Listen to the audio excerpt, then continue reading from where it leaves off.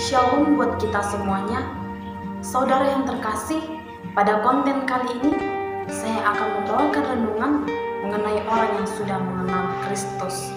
Tetapi sebelum kita mendengarkan renungan tersebut, saya mengajak kita semua yang menonton video ini untuk tidak lupa like, share, serta komen.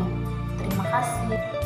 Saudara yang terkasih, coba kita kembali mengingat bagaimana cara kita mengenal seseorang dalam hidup kita. Apakah cukup hanya dengan mengetahui nama, rupa, atau bahkan hanya sekedar saja? Tentu tidak cukup dan hasilnya juga tidak memuaskan.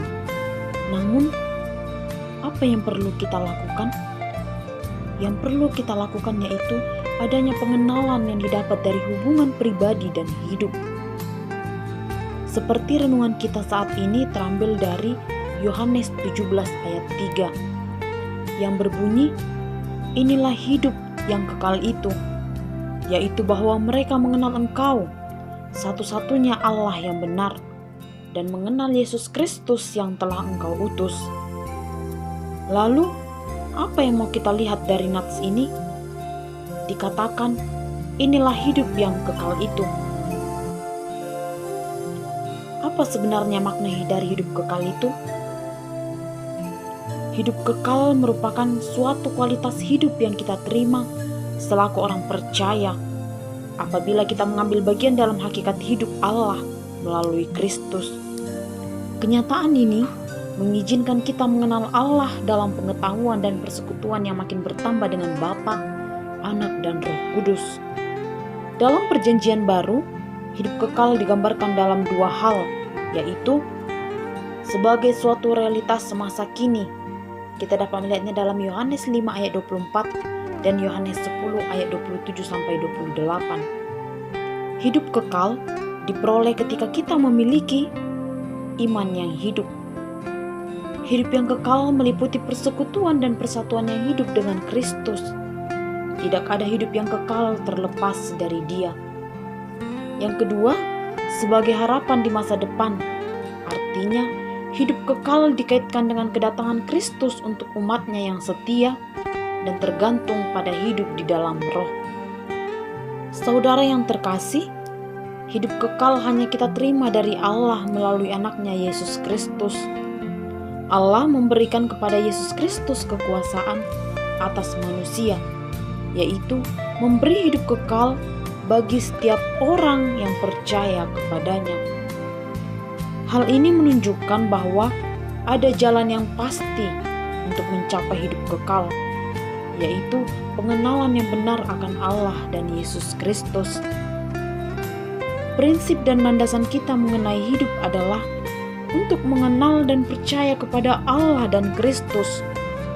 Dari sini, ada dua hal yang mau diarahkan kepada kita, yaitu pertama, mengarahkan kita kepada Allah sebagai pencipta, mengenalnya, mengasihinya, mematuhinya, dan percaya kepadanya sebagai penguasa dan pemelihara kita. Dia adalah Allah yang benar. Kedua, mengarahkan kita kepada Yesus Kristus, sang pengantara Allah dan manusia. Jika manusia tidak jatuh dan tetap hidup tanpa dosa, maka pengenalan akan Allah satu-satunya adalah merupakan hidup kekal. Tetapi kini kita telah berdosa. Karena itu, kita mengenal Kristus sebagai penebus, sehingga ditegaskan bahwa orang-orang yang telah mengenal Allah dan Kristus ialah sudah berada dalam lingkungan hidup yang kekal itu. Saudara yang terkasih, bagaimana dengan kita? Apakah kita sudah memiliki hidup kekal itu? Nah, renungan hari ini memberikan kepada kita gambaran mengenai hidup kekal. Berangkat dari situ, kita bisa mengetahui secara mendalam makna hidup kekal itu, dan itu benar-benar harus ada dalam diri kita sebagai orang yang telah mengenal Kristus.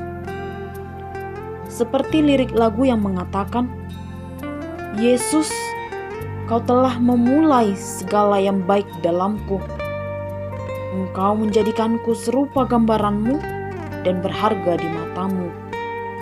Yesus, Kau telah memulai karya yang mulia dalamku. Kau berikan hidupmu sebagai ganti dosa karena kasih-Mu padaku. Sekarang ku memuji-Mu Allah yang setia, yang tak pernah meninggalkan perbuatan tangan-Mu. Sekarang ku menyembah-Mu, Allah yang mulia. Sempurnakan segenap hidupku agar indah bagi-Mu. Mengenal Yesus merupakan inti dari hidup kekal. Kehidupan kekal kita peroleh ketika mengenal siapa Yesus itu. Bukan hanya mengenal, tetapi melekat kepadanya dengan cara melakukan apa yang menjadi kehendak-Nya. Demikian firman Tuhan.